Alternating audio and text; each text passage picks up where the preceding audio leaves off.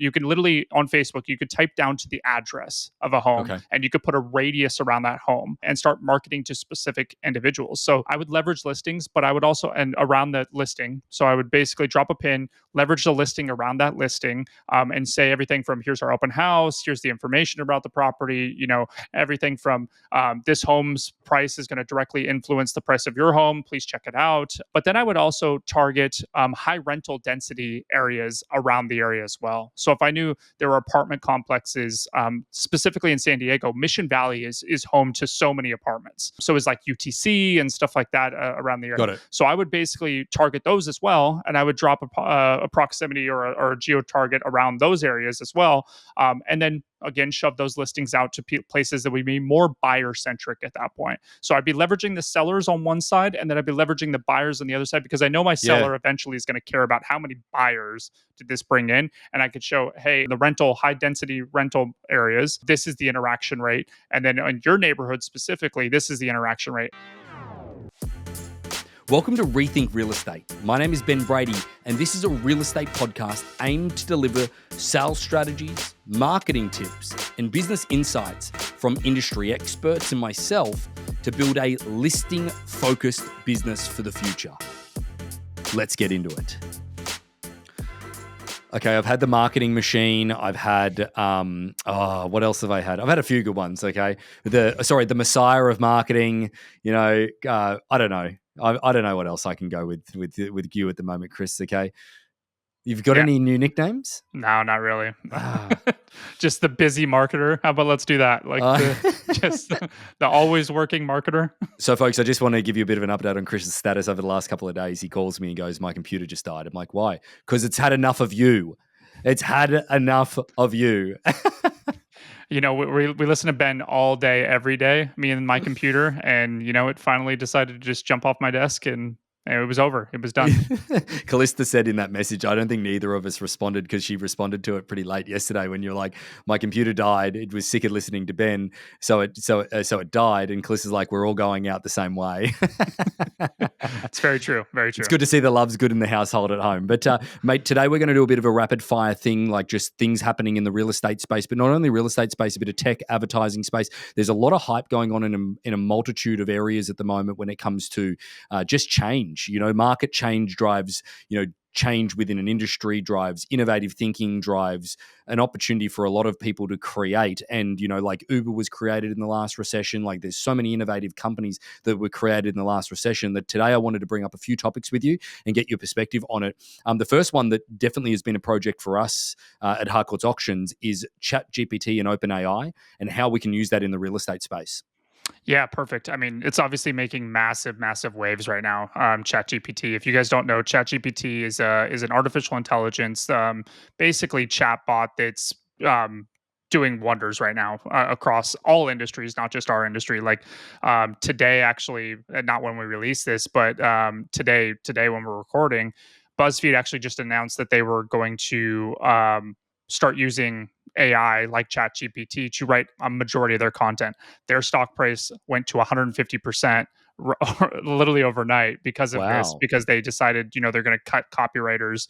BuzzFeed's one of the biggest, content creation engines out there, and they're going to start using ChatGPT or something similar in the future, in the very near future, and it just skyrocketed their stock price. So, well, talking about ChatGPT as well, is that didn't it get valued as one of the most valued startup companies ever? I think that it's interesting to understand the journey a little bit that I've sort of understood, and you're going to correct me if I'm wrong, but along like probably a couple of years ago, like 2019, there was actually a whole bunch of different companies that are innovative VC companies, and obviously some of the bigger companies like Microsoft and Amazon and stuff actually contributed, like not for equity stake, just contributed to OpenAI and ChatGPT in order to build it because they didn't want any individual company owning it because it was too powerful.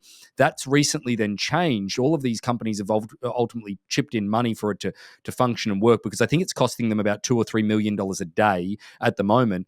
Microsoft puts a deal on the table to go after Google And going after Google, their phrase is, why search when you can ask question, when you can get an answer? Why search when you can get an answer? They gave them $10 billion, but that $10 billion is kind of like a loan almost that ultimately can be converted into ownership. However, once the platform makes $10 billion, they get the $10 billion back and then essentially give ownership back to OpenAI and ChatGPT. Like, that is an incredible deal, valuing the company at something like $29 billion, which is more than anything like Uber or anything along those lines. Yeah, it's a unicorn. It's an absolute unicorn. They figured it out. We all knew this was kind of going this way. If you've paid attention to any tech industry or tech speak lately from any big player out there, everybody from Mark Cuban to Elon Musk to everybody has kind of talked about the future of AI and where it's going to be going, and whether it's scary or whether it's innovative or a little bit of both. But we're definitely reaching that point when it comes to AI, and it's going to be used business wise first. Yes. It's definitely going to be it's used in the art world already. It's used in some personal parameters and stuff like that. But where you're going to see it take off and where you're going to see the money go behind it is business. 100%. It's going to take off faster than anything we've kind of seen in the recent era. Like, I would say this is probably the fastest ramp that I've seen since the internet. Like, Yeah. since the beginning of the internet. That's well, yeah. It could even create some type of AI bubble. There's no question about that with the hype around that at the moment. However, let's keep it on the theme of BuzzFeed and content for a minute. Is that we've obviously had a project going on with Harcourts Auctions at the moment where we've sort of open sourced it, because one of the things that is difficult with ChatGPT, if you were to jump on and you were to create an account, it's certainly not trained in a real estate sense. That if you go give me a property description with this, that, and the other, it really doesn't.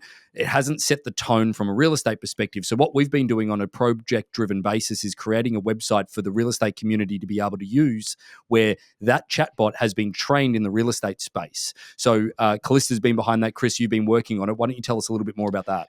Yeah, so basically what we wanted to do is we wanted to take the same structure of ChatGPT and real estateify it, for lack of a better term. We wanted to basically come in here and allow real estate agents both to have a better user face and interface to be able to get into it. But also to be able to spit out results that are real estate related. So we worked and we created it both for our brokerage, but also on the other side for Harcourts Auctions to be able to send it out to the entire industry as a value add. So Mm. now you can get access to it for free. We're not asking for anything. I think there's a little place where you could tip us a coffee, or you can like send us well wishes or something like that. If you helps you sell a listing or helps you speed up your listing process, feel free. But we're not asking for anything from it. So feel free to type in everything from your property descriptions, social media statuses, bios, pretty much anything under the sun you could write directly in there, and we're going to be innovating it as we see new innovations come to the market, or we come up with them ourselves. So Yeah. we're calling it our instant assistant, which is awesome. And so it's our Harcourts Auctions instant assistant. It's pretty hard to say, kind of all in a row like that. Say that But 5 times fast. Yeah. yeah, not going to be able to do it. And so it's a great little piece of tool for the real estate industry as a whole. And I've already sent it to a few people in the industry who are, marketing managers on a team and everything like that. They've already started to use it. They're seeing success with it. They're like, wow, this is awesome. ChatGPT, while it's been great, it is hard for the everyday user to be able to jump into it Absolutely. I would say for two reasons. One, to be able to create the API and everything like that, that's hard. That's difficult. The second one of being able to go to their website is bogged down with so much traffic right now that you're oftentimes seeing the website crash or not be available, or it's unresponsive or anything like that. And you just can't get access to it and the moment you need it the most. So, this won't have these problems. We'll have it a little bit, obviously, if we get a bunch of traffic and a bunch of real estate professionals going to it. But because we're tapping into the back end of ChatGPT for it, and we're basically telling it our parameters and our instances of what we've learned from it to spit out the best results, you'll get a little bit of a better user face and interface into ChatGPT this way. Yeah. Yeah, refined experience. I think that, the other part that I want to stress as well is that there's going to be a video on the website as well. It might not be there at the moment, but there will be Callista going through and giving examples. Like, she's one of those type of people that goes through and asks a multitude of questions in different ways. Like, so she would ask, do a property description for this property address with these individual features, and then do it in a funny tone. So then it would write a funny tone, and then she'd get it, and then she'd actually then go back and copy it back in and say, can you please put more detail in including this, this, this. If you're going to be able to get out of it as much as you actually use it. And what I mean by that is that being a little bit more strategically focused around the questions that you ask it, around, making sure that you understand that if you asking it to do it from a perspective of, like, if you're going to write a social media post, write a social media post from me as the agent, okay, that is doing this in this situation, so you've got to give it a little bit more perspective. We've trained it to the furthest extent that we possibly can, but you can ask it any general question. You can even ask it to create content for you, content ideas, create me a content calendar for all of the holidays and how to post them. Like Calista did the other day, she's like, create me 7 topics around why I should do an Airbnb in Bend, Oregon. So then you can do videos, and then you can ask it, take the select topics and go do a blog post on that. Chris, one of the ones that I think that you mentioned to me actually was, what's the website that you can check what people are searching on Google at the moment? What is that website? Oh, like Google Trends and Google Keyword Searcher and Planner Yeah. Tool. Yep. So Google Trends, let's just go with that one for the time being. Someone I think, yeah, it was you. You gave me this idea. Why don't we look at what the topic is that people are Googling right now most often in this marketplace to do with real estate? And why don't we Yeah. just get ChatGPT to do a quick blog post about it, or write you a quick script bend and you do a quick short video, so that then you're attracting that attention.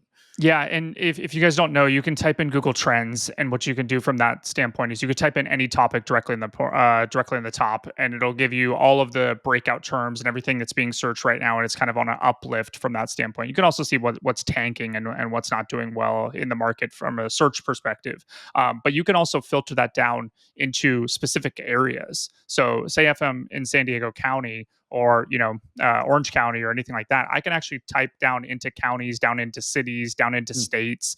So whatever's important to you of whatever market you want to go after, you can actually type in real estate or homes for sale or homes, property market, anything like that, and get all the related terms that people are searching right now. And you can see how many people are searching recently, and then they have this term called breakout, where you see a dotted line and it's showing that it's going up right now. People are searching it today, Yeah. or in the last couple of days at least, and it's on the rise. If you take that search term real quick, take that into ChatGPT and say, "Hey, create me a blog, a 1,600 word blog or anything like that." On this topic, talking like you're the real estate agent of the area, like it'll spit out a result from that standpoint for you, which is really cool. Yeah. I mean, it's never going to be perfect. We're not at the age where AI is perfect yet. But if you even look at it from how far it's come over the last couple of years, we used AI, specifically at Harcourts International, to write a lot of page descriptions and neighborhood descriptions on our websites, because we were servicing so many different countries. We were using a company, I believe it was called Jasper at the time, Mm. and it went from Jarvis to Jasper to all these different ones, but a bunch of different names in the early days. And so I get the Iron Man reference. I get yeah. it. I get it. I Yeah, get yeah. it. And so which is perfect. And then so we used it to spit out a bunch of AI stuff, and there was so many errors, and it was just a bunch of errors, and it was very generic, and it didn't have tone, and it didn't have, like, literally it just didn't spit out the same thing. I think they've gotten a lot better recently, that same company. But I would say ChatGPT runs light years around this so far, which is awesome. Yeah, no, absolutely. There's no question. You've obviously got to nurture it a little bit and make sure that you're reading it all the way through. But I guess that it's the I've got to be honest. I'm really not creative. Writing property descriptions was always something that I struggled with, because you would copy and paste the same templates all the time, and it would just look really janky if people were actually reading them. There's an argument that people say that people don't read property descriptions when they look at properties. I'll argue that if they are interested, they would have gone back to the property, looked at the photos a number of times, then they'll finally read the description, and that's a reflection on you and your business. But then there's also the parts of it as well, guys, where if you don't know what to say, like an agent the other day said, look, I've got no problem being in front of the camera, but I just don't know what to say. So she bought a $10 teleprompter thing from Amazon and asked ChatGPT on, that was the Bend, Oregon one, is that why would I have a holiday rental in Bend, Oregon? And it did this script for her, a 5-minute script, and she put it in her little teleprompter, uploaded it to it, and did a video and sent it to me. I'm like, that is so professional. That is amazing. And then So the funny part with that, you could take the transcript of that same video and you could put it back into ChatGPT, and you could say, write me a YouTube title and description for this that is SEO friendly. And then all of a sudden now you get a very captivative YouTube title, YouTube description. You put that as a short on YouTube, and now all of a sudden you're reaching way more people because ChatGPT helped you. So it's ways of literally literally you just did an entire marketing campaign. Well, not an entire marketing campaign, but one little sliver of your marketing campaign, and it was solely funded and inspired by artificial intelligence, which sounds so crazy to say, but yeah, that's where we're at. Yep. So again, the Harcourts Auctions, what does it say it 5 times fast? What's it called? Harcourts Auctions Instant Assistant, Harcourts and Auctions Instant Assistant. the way you can get there is instantreassistant .com. So instant, and let me just clarify that just to make sure. We can put it into the show notes and everything like Yeah, that we'll as put it in well. the show notes. Very good. So, mate, we've got a couple of other things that I wanted to jump into. This one was the next one that I did want to get you riffing about, because you and I have had a few conversations about this where you've gotten relatively passionate about the point, is that the simplification of advertising in real estate. I want to talk this because, there was a day and a time where people would go out and just do all of this different stuff that would cost them so much money, the billboards, the bus stops, all this type of stuff. Like, don't get me wrong, for those that know who I'm talking about, and you'll know exactly who I'm talking about, Pete knows PB. Yep. He's the only guy that's ever gotten away with bus stops before, down in He San knows Diego. everything. He knows how knows like La Jolla. He knows PB. He knows downtown now. He has transformed that area into Pete knows something. That's right. That's right indeed. But mate, talk to me about the simplification of advertising in the real estate space at this point. Yeah, I truly believe advertising in real estate has never been easier. I think it's light years from where we were, in the 80s and the 90s. If you think about the Mad Men era of advertising back in the day, you literally needed a data analyst to figure out your target demographic, to dive into how to reach that target demographic. You needed a creative director to help your brand stand out in print and on billboards and everything like that. You needed third-party companies. So you had to go to third-party companies like those best bus benches and those billboard companies, newspapers, magazines. When I first started out, one of the biggest parts of my role was literally doing newspaper ads, was designing and dealing with newspaper companies and dealing with the San Diego UT. While they were lovely people, I didn't want to call them every single day. These days, real estate agents can grab their phone, do a raw, unscripted video, literally just walking through a neighborhood and say, hi, my name's Chris Cochran. I'm the Scancy Point realtor here in Gig Harbor. I just want to let you know that I'm in the area. Feel free to stop by one of my open homes in the future. Say hi. We have cookies. We have gifts. All of these things. You can literally just shoot whatever you want. Say anything you want, and then you could put a budget behind that, a daily or a lifetime budget on Facebook, Instagram, wherever you want to put it. And you can be live to your farm or your target demographic within the hour, like Yeah. which is nuts. You don't need proofing, you don't need copywriters, you don't need third party companies, you don't need anything. You don't even need a creative director anymore, because the best content is just you talking and being natural into a phone. And so, like, honestly, it is a beautiful time to be advertising. Now, yes, it is hard to advertise on social media and stand out and everything like that. And are you going to get actual leads from it? Maybe, but you're going to actually be able to build your brand at scale, and you can see it from a measure perspective immediately, Okay. which is tremendous. You can't know how many people drive by a billboard in your local town. You just don't. Oh, Uh, but also, if they drive past it so often that it just becomes a piece of furniture, they don't even notice it. exactly. Yeah, it And just it, becomes generic. yeah, it can help build your brand as well. Like, I'm not saying the traditional avenues of of advertising, are dead, but just the simplicity and the ease of advertising these days online as a real estate agent is next level. It's so simple, so easy. So you talk about intellectual property within real estate. Okay, is that get people really struggle with ideas on what to do? It's obviously the rip-off and duplication is something that people should be implementing, because, like, there's so many examples of agents in other marketplaces that are doing certain things, whether it be, there's a lot of agents in Canada that are doing some great things through the advertising space online. There's people over the other side of the country. You could just literally rip off and duplicate what they're doing. Yeah, and we laugh about it internally because we find property videos and stuff like that where people are flossing Oh, because someone went. can you do me a favor? Can you please make sure that when you're editing this, you flash up that one that we found in San Francisco? What was that one? Yeah, we can. I don't remember the agent's name, but there was one video that went viral, what, 2, 3 years ago or something like that, of someone flossing in every single room of their property. And now, literally, people are doing it till up until last week. We found another one, and but that's the intellectual property that you can just kind of like rip off. And I'm not saying you should rip off all of them. I would say let it fit your brand, let it fit your personality, let it fit your style, what you're trying to do.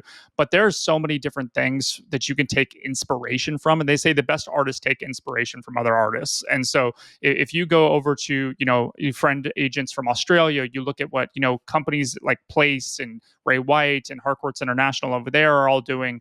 You can take a lot of insights into just different markets, and especially when you stay in like English speaking markets, Right. where it's easier for you to digest, and it's not as kind of a big barrier and difference between the markets. If you stay, Australia, New Zealand, UK, Canada, and then obviously other parts of the United States, you can find so many different things to create your brand around or create your content around from that standpoint. I think it's tremendous. I would 100% friend every single real estate agent I can and every single brokerage and just pay attention. Just pay attention to what they're doing. Well, some of the things that I'm doing at night at the moment with our push for social media is that I'm going on to people that have got a great amount of followers, and I'm looking at their reels and seeing what reels. I love the on Instagram where you can go into reel section, you can see how many people have actually watched it, because that gives you the hot topics of what. Now, don't get me wrong, that might have just been timing as well with the algorithm that have spat it out at an individual time. But that said, it has to build momentum in order to actually keep going through that algorithm. So looking at the topics that are actually hot in that person's market or whatever it may be, and actually writing them down. Like, for example, Chris came to me before we were talking about some content ideas and what we're going to run through today and what some of the other episodes are going to be. He said that there's a lot of people at the moment actually searching on YouTube for write-offs for tax for real estate agents. So, I'm going to talk to my accountant, maybe get them on for an episode where they can give some advice, give a disclaimer, of course, obviously. But Yep. but that said is that, there's so much stuff that we can be a little bit smarter about. Well, what do I say? Or people don't want to hear that. We'll go and find what they're actually liking already. And I think too that if you do have a platform like this, or if you do create, a podcast platform, or you have a great YouTube series, or you have a great Facebook page, or anything like that, inviting others on is one of the biggest things to be able to draw inspiration and learn what they're doing. I learned a great sales tactic by an agent in Australia who's out there and he's showing video views to each one of his sellers and showing how much that would cost him if he had to do advertising in the same way. And so while he might not be putting actual dollars behind his spend, Right. he's showing views and organic views because he has such a big organic following because people like his unscripted, more comedic approach to showing listings. Sure. And so it's the same thing. You can take those and borrow those for your own listing presentations and your own sales tactics and be able to show those. Like it's not just from a content perspective. It's definitely from also being able to take in sales strategies and negotiation tips. And that's one of the reasons why we put this podcast out there too, is so you guys can take inspiration from all these people out there. But if you have a platform like this, I mean, we brought in, when we only had a small Twitter, Facebook, and Instagram following, we brought in local vendors. We Mm. brought in, wine connoisseurs and like I don't know the actual sommeliers. Is that what it is? Yeah, that's it. Sommeliers. That's it. There Yeah, it is. yeah, Yeah, sounds smart. yeah. Figured it out. And so we brought in like sommeliers from the area. We brought in craft brewery people from I the was about to area, say restaurants, stuff like you're that. more of a craft Yeah, brewery guy. Come on, let's be honest. yeah, that's true, 100%. So If yeah, anybody but needs if anybody needs a restaurant recommendation in San Diego, him being Chris and Heidi, our auction manager, those two used to basically fight in the office about who knew more about San Diego cuisine than each other. we agreed a lot though. Well, there are some people, I mean, some restaurants who are tiers above, so we did agree a lot, which was good. She was more That a is. North County girl. I was more below. So So I want to change gears and I want to go over to digital door knocking now, mate, because yep. that's another topic that a lot of people are going through at the moment. It was a topic within our Kickstart training as well, that we featured. But I guess the digital door knocking, your definition of digital door knocking, first of all, because it can be widely assumed that it's, again, it just is a very, very wide sweeping topic. Yeah, it was funny when we did a digital door knocking class. I want to say it was like 6 years ago, 5 years ago, or something like that. And I thought it was the most innovative thing that I've thought of, and nobody had this term. And you know what I Give mean? yourself a pat on the Yeah, back. right. Like, Oh. but I was actually executing it like 10 years ago, which was the weird part. And so I also spoke, at a real estate conference about digital door knocking and stuff like that, where I was on a panel and we discussed about this. But it's now become like an evolution. People are now seeing it as like an everyday speak, is the this digital door knocking in real estate, which is pretty crazy. And so I look at it as being able to leverage your listings similar to what you would be doing from a door knocking perspective. And I look at it more from the listing side than the actual trying to prospect for business from that standpoint. So we always did our door knocking around, open houses in the areas, listings that we had in the areas, and we basically did this, 2020 rule where it was 20 houses on one side, 20 houses on the other. And so we would door knock every single one of them, let them know about the open houses. Say, if you know anybody who's trying to move into the neighborhood, we'd love to speak with them. X, Y, Z.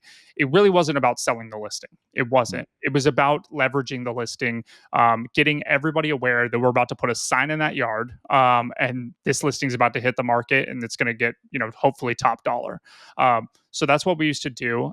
So digital door knocking, from my standpoint, is doing the same thing digitally. It's because of the COVID cycle, 2020, 2021 of door knocking. It is kind of scary at these points now, and people are But it's highly inefficient. Highly inefficient. For those that I've got the yeah. attention span of a goldfish. Door knocking was never my strong suit. At the end of the day, I thought I was pretty good at it, and I would get a lot more connection, but I'd be like bored really quickly. The only this is a tip if people are bored with door knocking and it's still in their plan.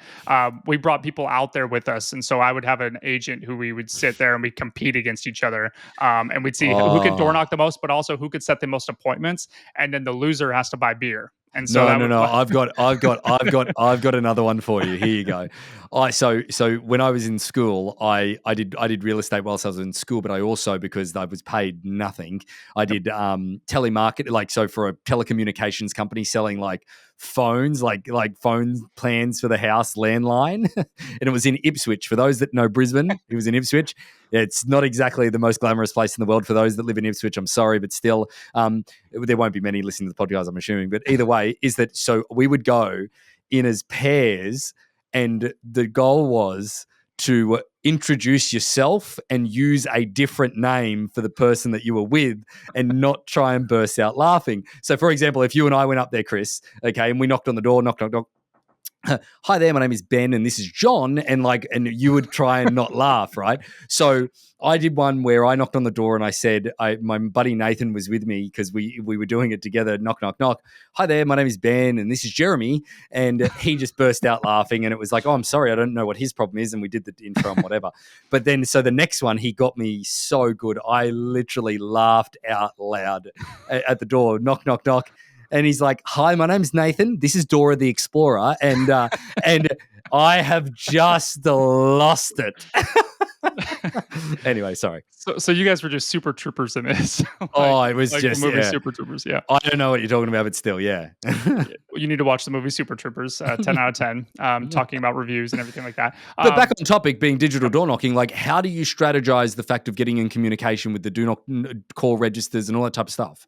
Well, so that's the problem with all the do not call registers. If there's something in the future of do not knock registers, but also just the standoffness about door knocking on someone during the middle of the pandemic and everything like that. We had to find other avenues, and everybody started to find these other avenues, which is putting geographic or geo target ads on social media platforms. Okay. So being able to leverage that same listing, dropping a pin on that listing, when you type it, you can literally on Facebook you could type down to the address of a Okay. home, and you could put a radius around that home.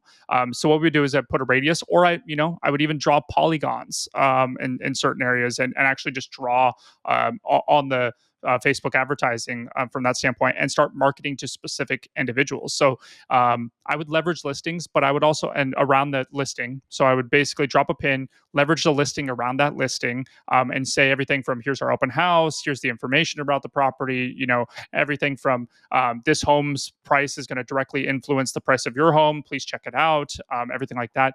But then I would also target high rental density areas around the area as well. So if I knew there were apartment complexes, specifically in San Diego, Mission Valley is home to so many apartments. It just is, and it always has been. So is like UTC and stuff like that Got around the it. area. So I would basically target those as well, and I would drop a proximity or a geo target around those areas as well, and then again shove those listings out to places that would be more buyer centric at that point. So I'd be leveraging the sellers on one side, and then I'd be leveraging the buyers on the other side, because I know my Yeah. seller eventually is going to care about how many buyers did this bring in. And I could show, hey, in the rental market, or in the rental high density rental areas, this is the interaction rate. And then in your neighborhood specifically, this is the interaction rate. And I would always pitch that to the sellers too. And I didn't even know if it was 100% true. And this is talking about the white lies, obviously, of listing presentations. But I would basically say, uh, I'd basically go in there and I would say X amount of percentage of people moving into an area know somebody who lived in that area. Yeah.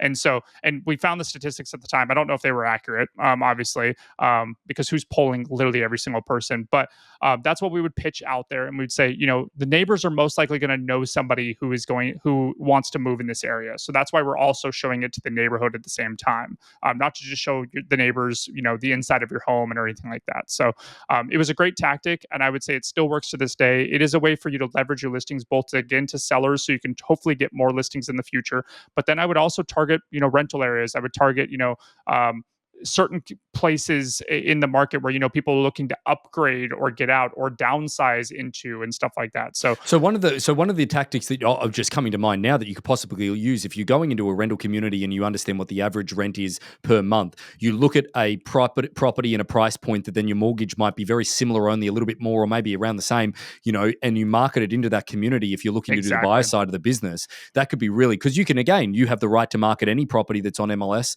as a agent to go out there and promote that to then provoke the opportunity in order to interact with more people. Chris, do you need some type of, when you're doing the ad? Yeah, go Let for me, it. let me give you one more point on that. Right. So you used to be able to target actual employers from this Oh, standpoint too. You can still do this on LinkedIn. So you can still advertise for certain employers. So specifically in San Diego, a lot of people move into the area for like military or oh, Scripps gotcha. Oh, I see what or you're saying. Okay, or yep. Scripps Hospital or anything like that. So you can actually advertise towards employers Uh-huh. with the listings that most people are going to live in those communities for a specific job. Specifically here in Seattle, it could be Amazon, Microsoft, everything like that. People moving in for Boeing and stuff like that. They're moving into specific neighborhoods around their workplace because of the proximity to their work, and so it's faster for them to travel into and everything like that. So we used to do the same thing on Facebook. You can't do it on Facebook anymore from an employer standpoint, but you Okay. could still put a pin on that employee headquarters, and you could do anybody who visits in that area. So people who don't live in that area, but people who visit that area frequently would Yep. also get those ads as well. So if it's Scripps was a big one, Scripps La Jolla, that big hospital that's right there, that's a lot of employees that go there every single day. Now there's also a lot of people getting healthcare and stuff like that Mhm. who go there. But I was willing to spend those ads and target the wrong people on occasion who could also be buyers and everything like Oh that. yeah, absolutely. But Absolutely. It gives also a benefit of that. Gives a process of elimination that if a seller says to you and you're marketing their home as well, is that how are you marketing my property? You're probably getting thousands of hits every day on that ad itself, and you can take them the analytics and show them the exposure that you're giving them as well. Because it comes down to peace of mind that they're getting everything done in order to then accept a result that is coming down the pipe for them. But the digital door knocking side of it also, like I'm a data hoarder, okay, and what I mean by that is that at an open house, the one thing that I would always request for, obviously because we do auctions, is that I would always get everyone's phone number and their name, and I would follow them up and try and engage with them about why they were looking for property and what they thought of the property and all of those different things. That was probably my best resource of business, and I would classify that as almost my digital door knocking, so to speak, because I then get their information. How do I then, with all of that target stuff, how do I capture them a little bit more, Chris? Like, how do I capture some information from the people that we're targeting? Oh yeah, I thought you meant in your open house, and I was like, No, well, you no, already no. captured them. But no, from a digital door knocking perspective, you have to give value. You have to Okay. give something to capture them. So back in the day, which was funny, you could get away with not showing them all the property photos. So we used to show 2 or 3 property photos on each listing, and then we would instantly pop something out. Want to see the rest of the photos? Feel free to enter your information here. So that was a way that we captured people a long time ago. That's really hard to get people to sign up for these days. Yeah, People yeah. just have a short attention span, and they pull completely out of that. And they're like, nah, not interested. Unless they're really, really interested in that property, they're not going to fill out their information to see, 17 more photos, MLS photos at that. So from that standpoint, you can't really get it from that. So what I would say is you get it from providing value on the page, whether it's Sure. get pre-approved, Yeah. Or something along the lines of the property sold for X amount of dollars. It might have altered value in your area. I'd be happy to send you an up-to-date CMA on your individual property. Click the link to type in your property address and your email address, and I'll send you a free report. Something along those lines. Can you set that up though? Can you set that up on Facebook or on Instagram or whatever to do it that way? Do you need your own individual website to do it? Like, how does that work? So you can do landing pages and everything directly on Facebook, but putting property photos and everything like that in there is not going to be beneficial. So you can't really leverage the listing from a door knocking perspective at that point. But you could be doing ads to a specific farm area with some value add directly with Got a it. Facebook landing page. So you could do all that. What I would also say though, if you do have a listing page that you're sending them to leverage a specific listing, you can just retarget them. So look at it from this days that you don't actually Ah, need people's information and people's data to be able to serve them further ads. okay. Specifically on most platforms now, like LinkedIn and everything like that, you can actually say if they viewed the ad, you can retarget them at that point. So you don't even need them to click the ad at that point. You just need them to stop on the ad for a millisecond, and then you can retarget them at that point. So Oh, so the retargeting side of it could be really powerful. exactly. So we used to do retargeting for everything because not everybody's going to want to put in their information on your website. I would say it's anywhere from 1 to 3% of people actually fill out the Yeah, information on that's a a good landing point. page, Good and point. so the 97% that you're not getting, you want to deliver them more value to hopefully get them to interact with you at some point. So that could be a follow up where it's a video ad of you explaining yourself in the market or explaining a market update or explaining the homes that just went on the market in that specific marketplace, how many, what's the average sale price, how many days are they sitting on the market. You could do all of that in another ad that just retargets everybody who saw the first ad and went to your website. Is So retargeting easy on those sites, mate? Like, how do I? 100%, Okay, so it 100%. gives you the options and all that Yeah. type of stuff. Yeah, Okay, if you have your own website, you need to install a Pixel, or if it's on a WordPress site, there are plugins that you can look into. But if it's on like HubSpot or you're doing a Facebook landing page or anything like that, when you build the ad, you can retarget really really quickly and really easily. You can reach yep, out to us at any point. yes, Again, yes, yes. Harcourts Auctions, we can walk you through on how to do that specifically. But it is very very simple, I would say. Yeah, reach out to Chris. Don't reach out to me. But Okay. Ben's got it. Ben's got it locked in. So, final question for you, and then we'll round this out because we've done a little bit of rapid fire with a few topics that are relevant in today's marketplace. But the final one with that digital door knocking, what would you say is too many homes to target? Because I've seen people drop a pin and then do a radius of 50 miles, and you're sort of like, No, yeah, there's no. just no point. Yeah. If I can't drive there, I'm not doing it 100%. And I could drive pretty far, but I just don't want to every day. So Are you better off going with a smaller yes, radius and then trying to have the effect of then knowing that you'll get a better effect by then increasing that after you've got effect, or how does that work? yeah. So think about it the same thing from a door knocking perspective. You can't door knock an entire city. It's just impossible. So look at it from a standpoint of from a farm area, but you need to look at it from a contacts perspective. So Facebook specifically, from an optimization standpoint, likes to do contacts above 1,000 people. And I would say the more you put in there, if you put in, 3, 4, 5,000 people in that estimated size, the better it's going to get from an optimization standpoint. And so what I mean by that is their algorithm goes in and they actually find the people who interact and click and, fill out their information on your ads the most. So they'll stop showing it to the people who don't care and they'll Hmm, show it to the people who do care from that standpoint. So the more numbers you have, the better optimized it's going to be. But again, the more numbers you have, the more diluted it gets as well. So that's got where I it. would put age demographics in. I would put stuff like that where most homeowners are over a certain age, and you can start estimating that out so you Yeah, don't well, get the but kids in but the all, area and stuff like yeah, that. yeah. You also need to obviously do that farm area analysis where you look at what the turnover is, what the average age of people are, all of that type of stuff that own property, so that then you can actually target people even hyper target, so to speak. Yeah, yeah, 100%. And so I would say look at for 1,000 and above on Facebook, and then on LinkedIn specifically, I would look at 300 and above. There's a Mm. little bit more specific. That's where you can get into those employer targetings pretty well Ah, okay. over there. And so there is, they're changing the rules every day when it comes to all these advertising, like housing legislation, and equal opportunity housing, and everything like that has changed some things. Like you used to be able to target down pretty specifically. Facebook's a little bit stricter when it comes to that Mhm, stuff. mhm, mhm. But if it's value that you're just providing and you're providing value at, and it's not centered around an actual listing, you have a lot more freedom at that point. So just know Got it. that. So if you go from ads where you're providing guides or market analysis or updates or trying to tell them what their home is worth, way more lenience on that than actually providing a listing, because then you have to go through the equal opportunity housing. Well, again, dropping some gems again, Chris. Thanks for jumping on and giving everybody some insights, folks. Check out the show notes to get onto our Harcourts Auctions. Harcourts Auctions Instant Assistant. Yep. Yeah. Okay. InstantREassistant.com for that one. Perfect. That's great. So either way, we'll drop a link into that, but check it out because it's an easy gateway to get into the AI game and actually start helping everybody that's actually gone on and has used it and played with it has been absolutely mind blown. And it's just a easy gateway to do so. Thanks for joining another episode of Rethink Real Estate, Chris. Looking forward to having you on again.